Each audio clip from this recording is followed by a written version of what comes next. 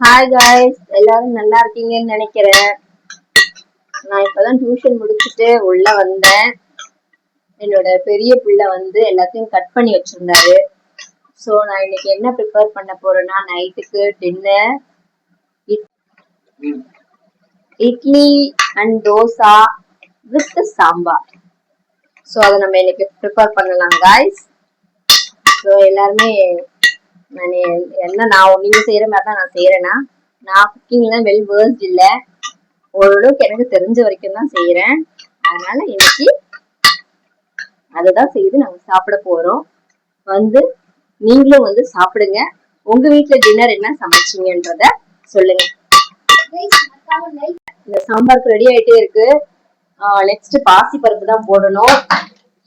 எல்லாத்தையும் வதக்கிட்டு, ஏற்கனவே பாசி பருப்பு நான் வறுத்து வச்சிருக்கேன். இது வதங்கினவனைக்கு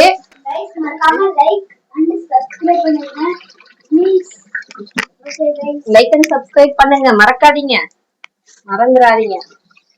We are the beginners.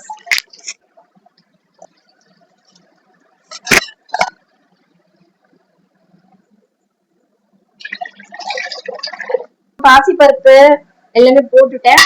So இதுக்கு வேண்டியப்பா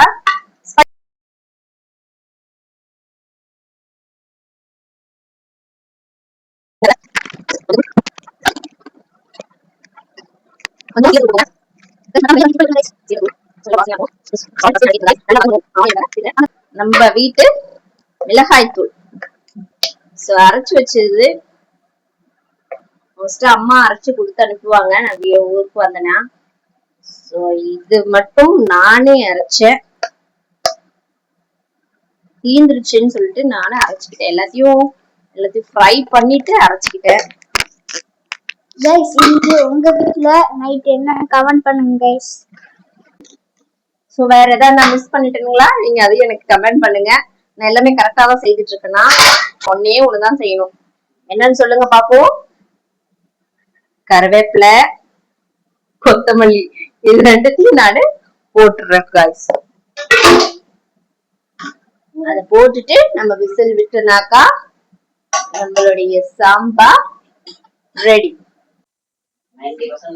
தாளிப்பு போட்டா வேலை முடியும். நைட்டே தோசை சாம்பார் தான். தாளிப்பு போட்டா இல்லப்பா, தாளிப்பு எல்லாம் பண்ணிட்டேன்.